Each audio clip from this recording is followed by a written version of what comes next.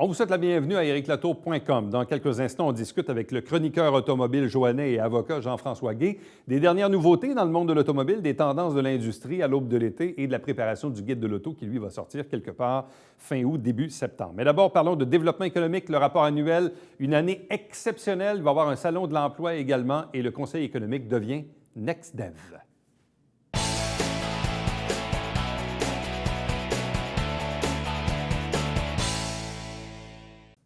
Parlons développement économique, parlons du rapport annuel du Conseil économique du Richelieu, quelques changements à venir et un événement. Bref, on en discute avec sa directrice générale, Sylvie Brosseau. Bonsoir et bienvenue. Bonsoir. Bon, nouveau mandat, mais en fait, c'est une continuité en quelque part, non? En fait, oui. Ça fait quelques années que je suis au Conseil économique, qui est maintenant devenu NextDev Développement économique. Bon, on en parlera dans quelques instants. Parlons tout d'abord du rapport annuel. On sait qu'actuellement, et en fait depuis quelques années, on le voit, on le sent, on l'entend, on parle de plein emploi. Oui. On est à plein régime actuellement dans l'économie et on le voit au niveau des investissements parce qu'encore une fois, là, on a franchi une barre quand même assez importante. Oui, on est très fiers cette année d'annoncer que les investissements ont franchi le cap des 115 millions. Pour une première fois depuis que je suis au Conseil économique, on a plus de 118 millions d'investissements et 8 740 emplois. Donc, c'est quand même un record auquel on ne s'attendait pas. On est très, très heureux de pouvoir l'annoncer dans notre rapport annuel. Bon, et ça confère aussi donc une augmentation de 292, on va arrondir, disons 300. Donc, 300 emplois de plus que 2017. Donc, il y a eu donc de la création d'emplois. Effectivement. Et on peut aussi compter 224 entreprises manufacturières. Donc, c'est de très bons résultats pour la région du Haut-Richelieu. Mais on voit aussi dans le portrait de ces entreprises plusieurs qui exportent. Oui. Donc, on voit encore une fois que dans le développement économique ici, les enjeux économiques, l'exportation est encore un enjeu assez important. Définitivement, on a 65 des entreprises qui exportent. Et quand on fait la compilation à chaque début d'année, c'est des questions qu'on pose à nos entreprises. Et si on regarde, on avait 65 qui exportent à l'extérieur du Québec. Et au niveau de l'augmentation des ventes pour 2019, on avait des réponses de 60 qui prévoyaient aussi augmenter les ventes. Donc, c'est des résultats auxquels on est très fiers de pouvoir aussi les partager avec... Donc, des entreprises en santé, des nouvelles entreprises, de nouveaux emplois, le plein d'investissements. Donc, c'est une année, quasi record, si on veut. C'est une année exceptionnelle, là. Du moins de mémoire, Ouais. quand on peut regarder tout, parce que nous, on a quand même recensé tout les dernières années, puis on va tout le temps de 10 ans en 10 ans, et oui, c'est une année record de ce qu'on se souvient de mémoire du Conseil économique. Du côté du développement ou de la stratégie, parce qu'on a vu votre prédécesseur, Éric Zoya, faire beaucoup de missions à l'étranger. Oui. Puis on le sait, en même temps, il y a un contexte géographique. On est près des États-Unis, la 35 va finir par se compléter, on est près de Montréal. Il y a de moins en moins de terrains industriels. Bref, tout ce contexte-là fait qu'on doit un peu comme réajuster un peu notre stratégie pour le développement. Donc là, on voit entre autres la création d'InnoSecure. Bon, Oui. ça, c'est un état de fait, mais dans le fond, quel est un peu comment peut-on résumer là où les stratégies du Conseil économique à l'égard du développement futur de l'économie? On a fait en compagnie du Conseil d'administration et des employés du Conseil économique, on a révisé notre plan d'action. On s'est beaucoup concentré. Cette année, on va se concentrer beaucoup naturellement sur le recrutement de la main-d'œuvre, l'innovation, le soutien à nos entreprises. On a aussi, on est revenu un peu à nos anciens amours, si on veut dire, parce qu'on va accueillir une nouvelle employée dès le 3 juin au niveau de la ruralité et d'économie sociale. Donc, on revient à ce qu'on avait aussi du temps du CLD. Je pense que le retour à une personne qui va s'occuper de ce mandat-là était de nouveau de mise. Donc, tout ce qui est recrutement, innovation, main-d'œuvre, je pense qu'on doit soutenir nos entreprises à ce niveau-là. Bon, si on revient sur InnoSecure, Oui. On en a parlé un peu plus tôt, nous, dans la saison, c'est un nom qui va revenir souvent. Donc, Oui. qu'est-ce que c'est en gros InnoSecure? InnoSecure, c'est tout ce qui est défense et sécurité, mais le mot défense ne s'applique plus vraiment. C'est tout ce qui est sécurité civile et sécurité publique. Et c'est quelque chose, effectivement, c'est un moyen, c'est un outil de développement économique Sûrement que vous aurez l'occasion de les accueillir sous peu parce qu'ils sont après travailler tout ce qui est la planification stratégique de cet organisme sans but lucratif qui va être un outil de développement économique, je dirais, très approprié, très utile pour le développement économique, je pense. Mais qui est axé dans la sphère de la sécurité principalement. Civile et publique. Civile et publique. Oui. Bon. Sûrement que les gens, M. Etu ou Mme Zoya ou les gens qui sont sur l'organisme pourront venir vous en parler un petit peu plus parce que, comme je vous dis, ils sont à préparer. Ils sont en démarrage. On les a reçus ici il y a quelques semaines, mais évidemment, probablement que dans quelques semaines, ils sont en planification stratégique à ce moment-ci. Donc, vous l'avez dit tantôt, parce que là, on faisait un peu le bilan et l'éloge du rapport 2018. Oui. On parlait du développement, des stratégies aussi. Mais vous l'avez dit un peu en introduction tantôt, le Conseil économique du Richelieu devient NextDev. Oui. Est-ce qu'on est un peu dans un nouvel axe de communication, un axe de marketing, de positionnement? Donc, qu'est-ce qui a justifié un peu ce changement de nom ou de cap? Là? On avait déjà commencé en 2018 à penser à vouloir se démarquer, à vouloir avoir une nouvelle image de marque, avoir un nouveau nom qui se démarquerait des autres organismes de développement économique. On nous appelait encore le CLD, ce qui nous accrochait un peu les oreilles. Fait qu'on s'est dit, on va avoir un nouveau branding, une nouvelle image, un nouvel outil. On était après tout revoir notre site Internet. Donc, on s'est dit, je pense que c'est le temps qu'on se lance et qu'on fasse table rase et Donc, on a dit, bon, OK, on fait vraiment une mise à neuf, un renouveau de tous nos outils de communication. Donc, on a décidé d'y aller à fond et de revoir notre branding, notre site Internet. Et ça a été vraiment une refonte de l'image, parce que même ce qui est un peu comique, c'est que du temps où le Conseil économique est devenu le CLD, moi, je fais partie de ceux qui appelaient ça encore le Conseil économique. Le Conseil économique. Donc, quand c'est revenu à Conseil économique, je n'étais pas trop perdu parce que je l'appelais encore comme ça. Mais là, donc, je comprends que dans cet axe de marketing, de positionnement, de communication, on veut un peu se démarquer parce que probablement que dans des dizaines de régions au Québec, c'est Conseil économique de telle région. Là. Oui. Donc, en s'appelant NextDev, on va un peu se démarquer. Et pourquoi NextDev? Ça signifie quoi, en gros? Écoutez, je vais vous dire ça. Je l'ai quand même écrit parce que c'est quand même quelque chose qu'avec le temps, on va s'en souvenir. Vous allez voir nos prochaines campagnes de publicité et promotion vont vous le dire, mais allons-y comme tel. NextDev, dont le Nexus représente la connexion là où de multiples éléments se rencontrent. Donc, pour nous, au niveau du Conseil économique, ça va toutes nos démarches se rencontrent là. Et développement, amélioration qualitative et durable d'une économie et de son fonctionnement. Donc, le Next et le Dev prenaient tout son sens dans la signification de ces deux définitions-là. Donc, on s'est, avec le nom unique accrocheur qui se démarquait des autres organismes de développement économique, bon, on s'est dit, c'est ce qui nous ressemble, c'est ce qui va nous démarquer. Donc, on a tout de suite accroché avec la firme avec laquelle on a travaillé et avec l'accord de notre CA et de tous les gens avec qui on travaille. On est allé... Donc, on va devoir s'habituer maintenant à vous appeler NextDev. NextDev, développement économique au Richelieu. Je pense que ça nous ressemble. Et effectivement, même nous, pour nous, ça va prendre un petit moment. Quand on répond au téléphone, c'est ça, il faut s'habituer. Oui. Bon, évidemment, si je reviens un peu sur le rapport 2018, parce qu'avec une économie, peut-être pas qui est en surchauffe, mais qui va bien, c'est une bonne nouvelle en soi, mais évidemment, on veut garder tout ça. Mais ce qui m'avait frappé de mémoire l'an dernier, lorsqu'on a fait un peu une entrevue similaire, c'est toujours de voir dans une région comme la nôtre des emplois qui ne sont pas comblés. Et ça, c'est toujours hallucinant de voir même on parle parfois avec des entrepreneurs, ben oui, moi, j'aurais besoin de tel type d'emploi, puis je ne les trouve pas, ou bon. Comment on peut satisfaire les besoins de nos entreprises sur le territoire avec cette pénurie de main-d'œuvre et ces recherches d'emploi qu'on a? Nous, on a travaillé avec des partenaires, on travaille avec l'ANC, on travaille avec Emploi Québec, on travaille avec la Ville, on a mis un plan d'action en immigration et en emploi. Donc, on est très actifs à ce niveau-là. On va aussi vous annoncer peut-être en primeur...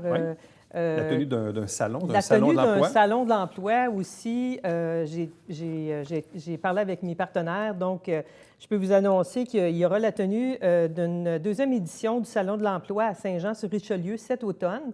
Le mandataire va être la Chambre de commerce et de l'industrie du Haut-Richelieu. Et tout ça va se faire avec la participation financière du Centre local d'emploi. On a procédé à la mise en place d'une table ad hoc de concertation. Et les partenaires vont être le Centre local d'emploi, naturellement, NextDev, Développement économique, la Chambre de commerce, le Quartier de l'emploi, le Carrefour Jeunesse-Emploi du comté d'Iberville-Saint-Jean, le Club de recherche d'emploi Vallée-des-Phares, la Ville de Saint-Jean.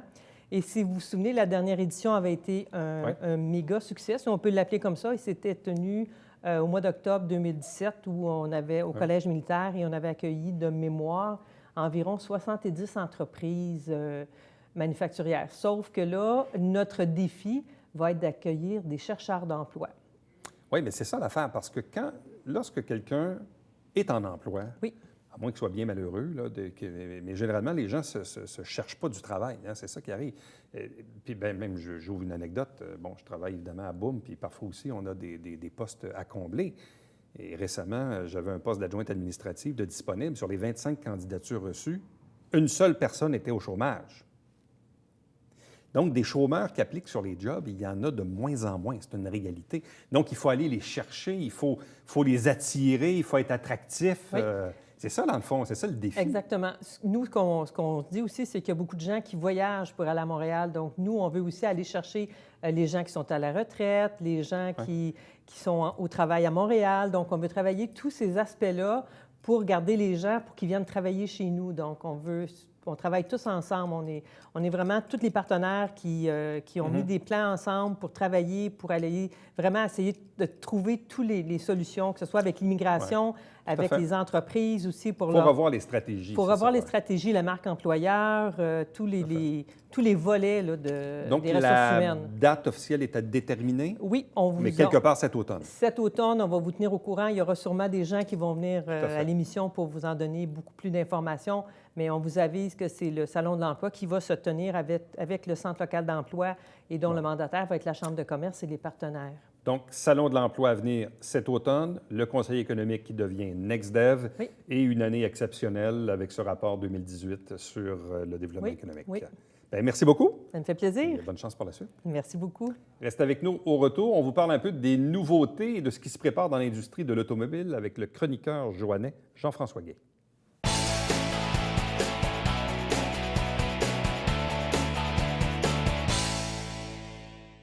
Mesdames et messieurs, bonjour et bienvenue à la Justice entre nous. Mon nom est Sam.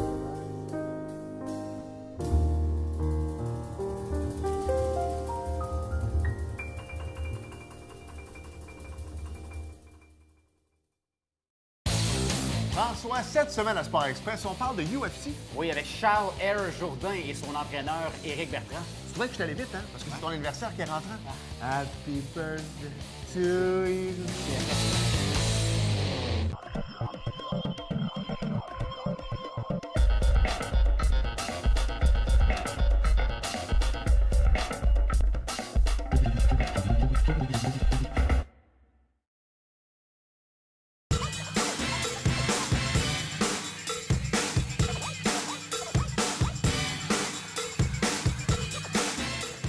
Dimanche, 9h30, Télé Bingo, on vous attend.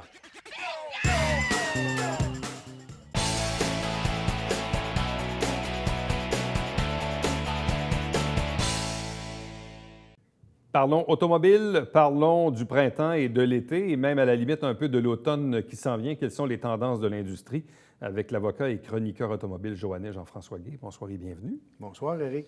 Quand on arrive fin mai, début juin, dans le monde de l'automobile, on est où, là? Parce que là, il y a eu des salons, mais il va y en avoir d'autres.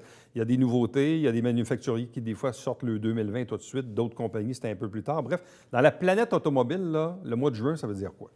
Bien, le mois de juin, je vous dirais, moi, que la plupart des modèles 2020 là, ont été dévoilés dans les derniers salons automobiles. On pense au Salon de l'Auto de Chicago, qui a lieu en février, le Salon de l'Auto de New York, qui a lieu au mois d'avril. Là, cet automne, on va avoir le Salon de l'Auto de Francfort. Mais là, ça va être des modèles 2020, mais aussi 2021 qui vont être présentés là-bas. Bon. Et c'est quoi les tendances de l'industrie? Parce qu'on entend beaucoup parler dans les médias. Bon, nos gouvernements nous parlent de l'électrification des transports. Puis là, chaque compagnie a son véhicule électrique rechargeable, hybride, bon, je ne sais trop. On sent que tout le monde essaie de se positionner dans le marché Tout le monde a comme une intention noble de dire, oui, il faudrait bien acheter une voiture électrique, mais des fois, dans les faits, c'est pas ça qui arrive. Parce que quand on regarde les stats au Québec, on part de loin, là. Bien, au Québec, tu abordes le sujet, on a, en date du 31 mars dernier, là, on a 42 000 voitures électriques et hybrides rechargeables au Québec. C'est-à-dire qu'on a 20 000 voitures électriques et 20, j'arrondis, À peu près, là. et 22 000 voitures hybrides rechargeables. Bon, mais 42 000 véhicules, ça représente quoi? Bien, si on regarde les statistiques de la SAC, moi, je vous dirais on va arrondir encore une fois, il y a 4,8 millions de voitures de promenade qui sont immatriculées au Québec. Ça veut dire qu'on oublie les camions, les gros camions, etc., les motocyclettes, les motoneiges, les VTT. Et là-dessus, 42 000, si on fait une division, si on fait des statistiques, c'est 0,1 0,01 du marché. C'est rien, là. C'est une goutte dans l'océan. On est encore là. Par contre, c'est sûr qu'ils font des progrès. Tout ça pour vous dire qu'en Chine, par exemple, on critique souvent la Chine, l'Inde qui font de la pollution. Hein, il y a une surpopulation là-bas. Sauf qu'actuellement, en Chine, il y a eu le salon de Shanghai le mois dernier, en même temps que le salon de l'auto de New York. Ouais. Et je vous dirais, moi, que là-bas, il y a actuellement 1,3 million de voitures électriques. Ouais. Ça représente 4 du marché. Alors qu'ici, au Québec, on dit on roule vert, etc. On est à l'avant-garde en Amérique du Nord, mais c'est 0,01 Là-bas, c'est 4 Ouais. Donc, on est encore juste dans le monde du paysage, disons, des intentions nobles, là. C'est ça. Ça ne s'est pas encore matérialisé. La journée où il y aura 3, puis 4, puis 5 puis 10 là, on parlera, mais on est encore assez loin de ça. C'est sûr qu'on est loin parce que pourquoi? On revient toujours à la même chose, c'est qu'il n'y a pas assez de modèles sur le marché. Et puis là, bien, le gouvernement fédéral a donné une subvention, une nouvelle subvention. Et ça fait en sorte que il y a une pénurie actuellement là, du côté québécois. Il y a pratiquement plus de voitures électriques en inventaire. Il y a des hybrides rechargeables, mais les véhicules C'est quoi actuellement là, le meilleur véhicule électrique ou le meilleur hybride rechargeable? Là, Bien, si on regarde dans les petits VUS, moi, je vous dirais le Hyundai Kona. Hein, Oui. On parle de plus de 400 km. Même chose du côté de Kia, Kia Soul, Kia Niro, qui sont des VUS compacts, même on pourrait dire urbains.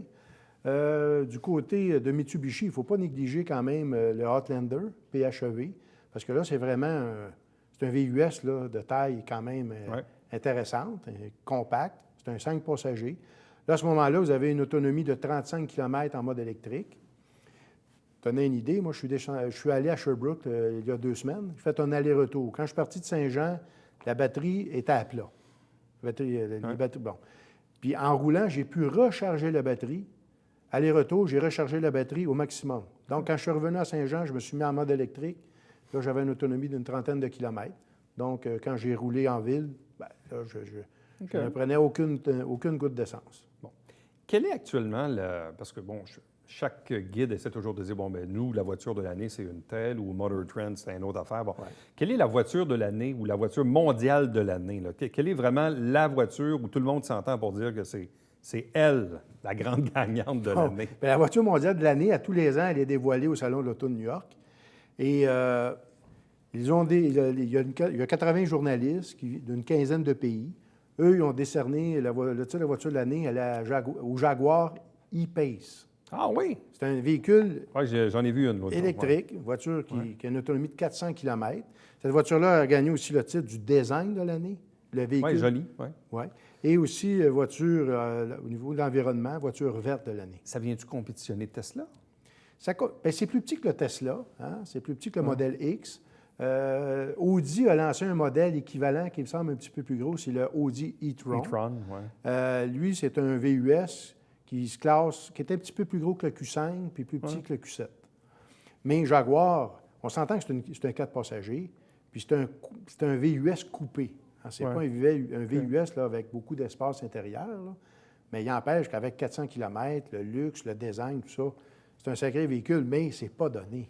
Bien, c'est ça l'affaire. Mais là, Du côté des voitures dites de performance, qu'est-ce qu'on a?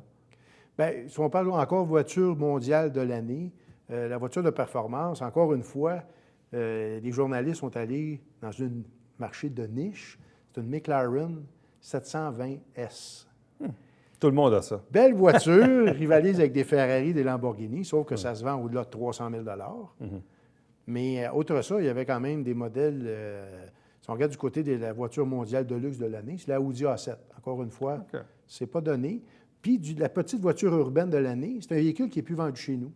C'est un Suzuki, le Suzuki Jimny, qui est un petit VUS 2 portes, tout petit, avec un petit 4 cylindres qui consomme à peine 6-7 litres au 100 km. Mais on sait que Suzuki nous a quittés en 2014. Bon. Une tendance aussi qu'on voit venir beaucoup, puis même chez le consommateur, traction intégrale. Oui. Là, le monde arrive chez le concessionnaire, puis c'est moi le premier. Bon, ça, c'est-tu traction... Non, pas cette année, peut-être l'année prochaine. Ah, ouais, OK. Lui, il est-tu traction intégrale ou le compétiteur, lui, il l'est, mais tout... Bon. Il y a comme, là, les gens sont comme... Ils veulent de la traction intégrale. Puis dans du véhicule abordable, du petit VUS, même des autos Nissan avec sa Altima qui est rendue traction intégrale. Bon, on voit qu'il y a comme une tendance, là. La Mazda 3 aussi. La Mazda 3. La Mazda 3, c'est quand même assez... C'est une voiture en bas de 20 000 qui va rivaliser avec la Subaru Impreza. Oui. Donc ça, c'est une tendance que le consommateur est en train d'imposer aux fabricants? C'est une tendance, puis encore une fois, on a un double discours. Parce qu'on dit qu'il faut réduire la consommation de carburant. Les gens délaissent les voitures pour s'acheter des VUS. On sait qu'un VUS va consommer plus qu'une berline, C'est sûr. À gabarit, format égal. Là, on va regarder aussi pour des petites voitures à traction intégrale. On s'entend que ça va consommer un petit peu plus qu'une voiture à traction avant, là. On parle de quoi? Peut-être 0,5 litres, 1 litre de plus au 100 km. Malgré tout ça, on s'en va vers ça. Les gens, ils en veulent pour leur argent. Ils veulent de la technologie. Si on regarde maintenant tous les équipements de série, que ce soit la caméra de recul, le système Bluetooth, pratiquement de série maintenant, siège chauffant, volant chauffant, on veut la traction intégrale. Donc, tout ce qui était réservé autrefois aux voitures de luxe, là, ça s'en va vers le bas, pour la masse, l'ensemble des véhicules. Oui, puis là, chaque manufacturier essaie de nous vendre son système, le Toyota Safety Sense, puis le Nissan ProPilot. Puis là, bon, c'est tous des trucs là, qui font que c'est supposé nous tenir entre deux lignes. Là, puis c'est pas le pilote automatique, mais pas loin. Là. Mais c'est un peu ça. C'est des systèmes de sécurité, puis des avertisseurs de collision, puis on est là-dedans. Ça, c'est efficace. Là. Mais côté voiture autonome, on s'entend, là, j'en ai essayé plusieurs véhicules récemment qui ont une conduite semi-autonome, mais il faut garder les deux mains près du volant. Oui, tu ne peux pas les lâcher d'une courbe. Non, ben, pas du tout, parce que souvent même, c'est des caméras. Hein? À un moment donné, on pensait qu'on était pour fonctionner avec les satellites, tout ça, mais avant que le système 5G arrive, si on veut, là, c'est pas demain la veille, mais ça va suivre les lignes au sol. Mais ça veut dire qu'en hiver, c'est pas efficace. Si les gouvernements ou les villes n'entretient pas les routes en refaisant les lignes d'une année à l'autre, mais à un moment donné, ça devient dangereux. Par contre, je te dirais, Éric, où est-ce que c'est important, je pense, le système la conduite semi-autonome, quelqu'un qui s'endort au volant. Ouais, ça peut sauver des vies. Ça donne un petit coup dans le... Parce que si la voiture s'en va dans... Bip, puis là, ça nous ramène. Ça va nous ramener dans le droit chemin. Là, dans les dernières semaines, quels sont les essais, quels sont les véhicules que tu as essayés ces dernières semaines, là? Ah, bien, c'est sûr que des véhicules... J'ai essayé la Mazda 3, notamment. Ouais. J'étais bien impressionné par la tenue de route, la conduite, le design aussi de cette voiture-là. Reste, tu vois, cette semaine, j'ai le nouveau BMW X7. Ah oui? Donc, c'est encore une fois un gros camion. C'est sûr que la consommation est quand même raisonnable, mais encore une fois, là, on voit que les manufacturiers s'en vont vers Think Big, hein, des gros véhicules. Le Audi Q8, encore une fois, qui est un gros véhicule. Je vous dirais, moi, ce qui m'a impressionné au cours des derniers mois, moi, c'est les voitures électriques. Ne serait-ce que le Jaguar E-Pace. Ouais. Ça, j'ai bien aimé ça, mais qui va payer presque 100 000 pour se promener avec une voiture électrique? À un moment donné, c'est là que... Puis c'est la même chose de la Chevrolet Bolt. Tantôt, on l'a oublié. Parce que là, avec la subvention gouvernementale du fédéral, apparemment, le gouvernement ne voulait pas que les voitures dépassent 50 000 45 000 Puis là, ils ont réalisé qu'une Chevrolet Bolt, par exemple, le modèle d'entrée de gamme est 45 000 Si on prend la version premium, là, on frôle les 50 000 Fait que là, donc, ils ont extensionné, là, si on veut, la subvention jusqu'à 50 000 Ouais. Là, êtes-vous encore dans une période de rédaction en vue du nouveau guide qui va sortir à l'automne? Vous êtes encore là-dedans? Ouais. Toujours en rédaction. C'est pas facile parce que c'est un travail intense. Moi, je compare ça peut-être avec un agriculteur. Hein? on sème, puis à un moment donné, il faut récolter. Puis le temps de la récolte, hein, c'est court. Et c'est quoi votre date de tombée pour le guide? Ah, bien ça, c'est pas dans le secret des dieux, mais disons que c'est un livre habituellement qui sort à la fin de l'été. OK. Je vais vous dire la date exacte. Il vous reste encore quelques textes à écrire Plusieurs. ou à livrer? Plusieurs textes. Oui.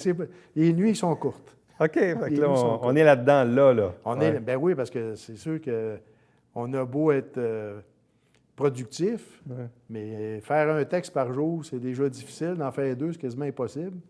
Puis à un moment donné, on travaille au travers de... On fait autre chose ici au travers de ça. On ne fait pas ça à temps plein, là.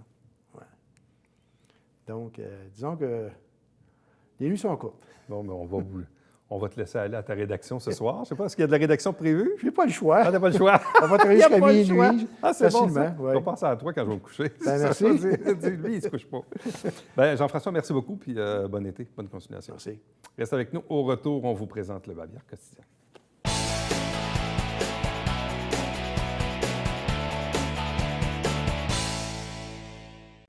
On vous rappelle qu'il y a maintenant un système de prise de rendez-vous par Internet, donc par voie électronique, pour vos prises de sang, les prélèvements avec le CLSC, notamment celui de la Vallée des Forts. On vous a mis l'adresse, là, vous pouvez la chercher également sur Google, vous allez la trouver facilement. Donc, beaucoup plus simple que de se présenter là le matin à n'importe quelle heure. Donc, vous prenez votre rendez-vous en ligne, c'est plus simple. Chaque semaine, des extraits des travaux du Conseil. Si vous manquez l'émission, elle se retrouve en ligne sur le web. Chaque dimanche matin, 9h30 en direct, c'est le Télébingo, avec 4 000 $ en prix. Il y a 30 dépositaires. Pour avoir la liste, allez sur le site web de la télé également. Et pour me joindre, par courriel, commentaires, suggestions, Éric Latour en un mot à commercial tvhr9.com. À demain.